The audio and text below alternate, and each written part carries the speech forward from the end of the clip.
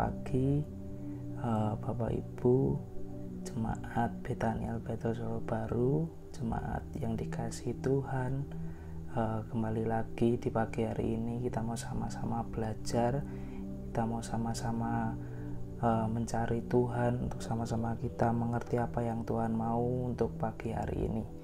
Dan pagi hari ini saya bersyukur boleh ada diberi kesempatan ada di tempat ini untuk berbagi apa yang boleh saya pelajari gitu kan. Dan sebelumnya kita mau sama-sama berdoa. Bapa kami yang ada di surga, kami ucap syukur untuk pagi hari ini. Kau boleh berikan waktumu pagi hari ini untuk sama-sama kami boleh belajar setiap firman-Mu, setiap apa yang Kau mau dalam setiap kehidupan kami Tuhan. Biarlah Kau yang akan terus menuntun setiap hidup kami, Kau yang akan selalu memberikan kasih-Mu selalu baru setiap hari pada setiap kami Tuhan. Kami ucap syukur Tuhan. Biarlah pagi hari ini Tuhan kami boleh mendapatkan sesuatu hal yang baru untuk setiap hidup kami, untuk setiap langkah hidup kami, untuk setiap pergumulan kami Tuhan. Terima kasih Tuhan, terima kasih Yesus. Kami serahkan semuanya dalam tangan kuasa-Mu, hanya di dalam nama Tuhan Yesus. Haleluya, amin. Ya, pagi hari ini saya mau sedikit berbagi, dan di pertemuan ini, di pertemuan yang ke-7, bertemakan tentang Injil kasih karunia. Ya, ayat nasnya ada di Efesus 2 ayat 8 sampai ke yang 10. Tapi pagi hari ini kita mau sama-sama baca dari ayat 1 sampai yang ke-10. Efesus 2 ayat 1 sampai yang ke-10. Saya bacakan, saudara bisa simak. Semuanya adalah kasih karunia. Kamu dahulu sudah mati karena pelanggaran-pelanggaran dan dosa-dosamu. Kamu hidup di dalamnya karena kamu mengikuti jalan dunia ini. Karena kamu mentaati penguasa kerajaan angkasa, yaitu roh yang sekarang sedang bekerja di antara orang-orang durhaka. Sebenarnya dahulu kami semua juga terhitung di antara mereka, ketika kami hidup di dalam hawa nafsu daging dan menuruti kehendak daging dan pikiran kami yang jahat. Pada dasarnya kami adalah orang-orang yang harus dimurkai, sama seperti mereka yang lain. Ayat 4, tetapi Allah yang kaya dengan rahmat oleh karena kasih-Nya yang besar yang dilimpahkannya kepada kita, telah menghidupkan kita bersama-sama dengan Kristus. Sekalipun kita telah mati oleh kesalahan-kesalahan kita, oleh kasih karunia kamu diselamatkan. Dan di dalam Kristus Yesus Ia telah membangkitkan kita juga dan memberikan tempat bersama-sama dengan Dia di surga, supaya pada masa yang akan datang Ia menunjukkan kepada kita kekayaan kasih karunia-Nya yang melimpah-limpah sesuai dengan kebaikan-Nya terhadap kita dalam Kristus Yesus. Sebab karena kasih karunia kamu diselamatkan oleh iman. Itu bukan hasil usahamu, tetapi pemberian Allah. Itu bukan hasil pekerjaanmu. Jangan ada orang yang memegahkan diri, karena kita ini buatan Allah, diciptakan dalam Kristus Yesus untuk melakukan pekerjaan baik yang dipersiapkan Allah sebelumnya. Ia mau supaya kita hidup di dalamnya. Amin, saudara. Pagi hari ini ada sebuah perikop yang menceritakan, yang berjudul semuanya adalah kasih karunia gitu kan. Kita tahu bahwa surat Efesus ini ditulis sama Paulus, dan kita tahu bahwa Paulus adalah orang yang salah satu orang yang luar biasa, tokoh Alkitab yang mengabarkan Injil ke seluruh dunia gitu kan. Dan ketika saya belajar tentang Efesus ini, jadi ada sebuah latar belakang bagaimana mengapa Paulus ini menulis surat untuk jemaat Efesus. Nah, jadi latar belakangnya adalah ketika Paulus mendengar bahwa masih ada beberapa banyak orang di jemaat Efesus itu yang percaya sama dewa Artemis gitu kan, salah satu dewa yang tentang kesuburan. Jadi banyak orang-orang di sana masih menyembah Tuhan yang salah gitu kan, masih banyak melakukan dosa-dosa, masih melenceng ke kanan ke kiri gitu kan. Tapi ada salah satu tokoh gitu, ada salah satu orang yang namanya Paulus ini, dia nulis gitu kan. Dan kebetulan di tema Injil Kasih Karunia ini ayat nasnya ada di Efesus 2 ayat 8-10. Dan ketika kita baca tadi di Efesus 2 ayat 1-10 ini tentang kasih karunia gitu kan, bahwa Paulus sedang menjelaskan jadi dari ayat 1 ini dia baru menjelaskan gitu kan, kamu dahulu sudah mati karena pelanggaran-pelanggaran dan dosa-dosamu, kamu hidup di dalamnya karena kamu mengikuti jalan dunia ini, karena kamu mentaati penguasa kerajaan angkasa, yaitu roh yang sekarang sedang bekerja di antara orang-orang durhaka gitu kan. Jadi dari setiap kita, dari setiap orang-orang Efesus itu benar-benar mereka itu hidup di dalam dosa gitu kan, masih melakukan pelanggaran-pelanggaran dan dosa-dosa dan mengikuti jalan dunia gitu kan. Di ayat 3 Paulus menjelaskan, sebenarnya dahulu kami semua juga terhitung di antara mereka ketika kami hidup di dalam hawa nafsu daging dan menuruti kehendak daging. Dan pikiran kami yang jahat, pada dasarnya kami adalah orang-orang yang harus dimurkai sama seperti mereka yang lain. Dan waktu itu Paulus menjelaskan bagaimana kehidupan Paulus yang dahulu juga gitu kan, melakukan banyak kesalahan, melakukan banyak dosa, bahkan dia menganiaya hamba-hamba Tuhan gitu kan. Dan dia sedang bercerita bahwa sebenarnya Paulus juga terhitung, tapi dahulu gitu kan.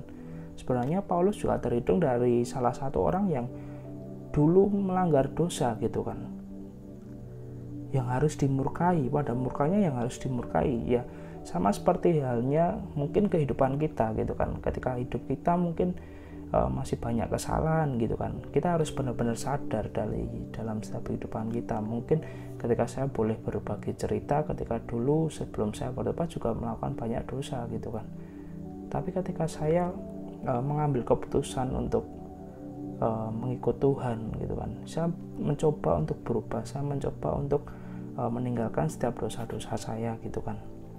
Dan di ayat yang keempat ada sebuah kabar baik yang harus kita benar-benar dengar gitu kan. Tetapi Allah yang kaya dengan rahmat, oleh karena kasih-Nya yang besar yang dilimpahkannya kepada kita, telah menghidupkan kita bersama-sama dengan Kristus.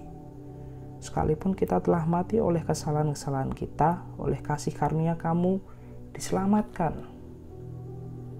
Ini adalah suatu kabar yang sungguh baik gitu kan, untuk setiap kita, untuk setiap jemaat-jemaat Tuhan, kita yang mendengar waktu ini gitu kan. Mungkin di dahulu kita punya banyak kesalahan, kita masih banyak dosa, mungkin kita masih serong kanan, serong kiri, kita masih melakukan yang mungkin tidak berkenan di hadapan Tuhan. Tapi ada sebuah kabar baik untuk setiap kita, bahwa ada Tuhan, bahwa ada Allah yang kaya dengan rahmat, oleh karena kasih-Nya yang besar dia melimpahkannya kepada kita dan menghidupkan kita bersama-sama dengan Dia. Sekalipun kita masih banyak kesalahan gitu kan, oleh karena kasih-Nya kita diselamatkan gitu kan. Kita harus benar-benar sadar bahwa ada satu pribadi Tuhan yang sungguh luar biasa gitu kan, nggak bisa diomongkan tuh. Banyak sekali kebaikan Tuhan gitu kan, yang sebenarnya kita harus sadar akan hal itu gitu kan. Dan di sini benar-benar menjelaskan bahwa Tuhan itu sungguh luar biasa dalam setiap kehidupan kita, saudara. Dan di ayat selanjutnya, dan di dalam Kristus Yesus Ia telah membangkitkan kita juga dan memberikan tempat bersama-sama dengan Dia di surga. Ini benar-benar sungguh kabar sukacita yang sungguh luar biasa bagi setiap kita semua gitu kan. Dia memberikan tempat kita gitu kan, bersama-sama dengan Dia di surga, supaya pada masa yang akan datang Ia menunjukkan kepada kita kekayaan kasih karunia yang melimpah-limpah sesuai dengan kebaikannya terhadap kita dalam Kristus Yesus. Di sini Paulus sedang menjelaskan bagaimana Tuhan Allah kita itu sungguh baik. Tuhan Allah kita sungguh luar biasa. Dia mencurahkan setiap kasih rahmatnya pada setiap kita. Mungkin seringkali kita tidak sadar gitu kan. Mungkin banyak dari kita mungkin nggak tahu kasih karunia gitu kan. Seringkali kita mungkin menyepelekan, seringkali kita mungkin mengacuhkan apa yang Tuhan sudah kasih. Setiap kasih karunia-Nya pada setiap kita, saudara. Tapi ada satu hal yang kita harus sadari dengan benar juga, bahwa di ayat 8-10, sebab karena kasih karunia kamu diselamatkan oleh iman. Itu bukan hasil usahamu, tetapi pemberian Allah. Itu bukan hasil pekerjaanmu. Jangan ada orang yang memegahkan diri, karena kita ini buatan Allah, diciptakan dalam Kristus Yesus untuk melakukan pekerjaan baik yang dipersiapkan Allah sebelumnya. Ia mau supaya kita hidup di dalamnya. Gitu kan. Amin. Gitu kan. Jadi ada sebuah pernyataan bahwa kita diselamatkan itu bukan hasil usaha kita gitu kan. Bukan hasil kita berbuat baik, bukan hasil ketika kita rajin ibadah, bukan hasil ketika kita selalu memberikan persembahan, bukan hasil karena kita mungkin tidak pernah terlambat dalam ibadah, mungkin kita sering melayani. Itu bukan hasil, tapi itu tuh gift, itu pemberian Tuhan. Kita tuh diberi Tuhan kesempatan gitu kan, diberi Tuhan kasih karunia. Ketika saya belajar selama ini kasih karunia itu apa gitu kan, ya mungkin selama ini kita tidak layak, mungkin selama ini kita tidak berhak untuk mendapatkan itu, tapi Tuhan kasih gitu kan. Tapi Tuhan beri setiap kasih karunia-Nya pada setiap kita untuk kita tahu gitu kan. Di ayat 10 itu dikatakan, jadi ketika saya belajar ini ada sebuah kayak tujuan gitu kan, ketika Paulus menulis surat ini gitu. Di ayat 10 ini dikatakan, karena kita ini buatan Allah, diciptakan dalam Kristus Yesus untuk melakukan pekerjaan baik yang dipersiapkan Allah sebelumnya. Ia mau supaya kita hidup di dalamnya. Jadi ketika kita hidup di dalam dunia ini, kita tuh sudah dipersiapkan Tuhan untuk melakukan setiap pekerjaan baik gitu kan. Tapi ya mungkin seringkali kita ya yang masih banyak kekurangan ini, masih banyak salah, mungkin kita tidak sadar akan semuanya itu. Akhirnya kita tidak tahu, oh ternyata hidupku itu sudah dipersiapkan Tuhan untuk melakukan pekerjaan baik. Oh ternyata hidupku itu untuk sesuatu hal yang sangat luar biasa gitu kan, saudara. Jadi yang pertama, kita harus sadari benar bahwa hidup kita itu adalah pemberian Tuhan, bahwa hidup kita itu adalah sudah diberi kasih karunia Tuhan. Jadi jangan sampai kita menyanyiakan kasih karunia Tuhan yang Tuhan sudah beri dalam setiap kehidupan kita. Ketika kita sadar bahwa kasih karunia Tuhan itu tinggal dalam setiap hidup kita, otomatis kita tahu bahwa ternyata hidupku itu adalah sangatlah penting untuk kerajaan surga, untuk melakukan setiap pekerjaan baik, untuk menjadi garam dan terang di setiap komunitas, di setiap keluarga, di setiap gereja, di kampung gitu kan, di desa, di wilayah kita masing-masing, bahwa ada pekerjaan baik yang Tuhan sudah persiapkan untuk kita kerjakan. Oh ternyata hidupku penting. Iya penting saudara, setiap hidup kita itu sangat penting, tapi kita harus sadari bahwa semuanya adalah kasih karunia Tuhan. Bukan gara-gara kita pintar, bukan gara-gara kita hebat, bukan gara-gara kita mungkin sudah bertobat sudah lama, tapi semuanya adalah pemberian Tuhan. Semuanya adalah kasih karunia Tuhan yang Tuhan sudah beri. Saya bersyukur boleh ada di tempat ini, saya boleh bersyukur boleh ada di komunitas di Gereja Betani Solo Baru. Bethel Solo Baru ini saya bersyukur betul-betul setiap dari kita saling menguatkan, saling berbagi satu dengan yang lain. Saya boleh ada di tempat ini, saya benar-benar mengucap syukur karena saya di tempat ini benar-benar diproses gitu kan, sampai benar-benar saya belajar ternyata kasih karunia Tuhan itu seperti ini. Ternyata semuanya itu pemberian Tuhan. Bahkan saya sampai ada di tempat ini, di titik ini, saya ikut Tuhan benar-benar ya ini Tuhan semuanya gitu kan. Bukan hasil usaha saya, bukan hasil kekuatan saya sendiri, tapi semuanya adalah kasih karunia Tuhan. Dan saya cuma ingin menyampaikan untuk kita semua bahwa kita harus sadari benar, kita hidup di dunia ini semuanya adalah pemberian Tuhan. Apapun yang kalian punya semuanya pemberian Tuhan. Dan ketika Tuhan memberikan semuanya, tugas kita adalah apa? Untuk mengembalikan semuanya untuk Tuhan juga. Jadi ketika Tuhan memberikan semuanya pada kita, tugas kita untuk mengembalikan semuanya. Soli Deo Gloria, semua kemuliaan hanya bagi Tuhan. Amin saudara. Pagi hari ini cukup. Saya ingin berdoa, mengajak kita semua untuk sama-sama berdoa. Tuhan, terima kasih Tuhan untuk pagi hari ini. Buat setiap kasih karunia-Mu kami mengucap syukur. Buat banyak hal yang sudah Engkau berikan dalam setiap kehidupan kami, untuk keluarga kami, untuk studi kami, untuk kuliah kami, untuk kerjaan kami mengucap syukur Tuhan. Buat semuanya, Bapa, Kau yang selalu memberikan kasih-Mu selalu baru setiap hari, dan setiap kami, setiap penyertaan-Mu Tuhan, setiap pengorbanan-Mu, kami mengucap syukur buat banyak hal.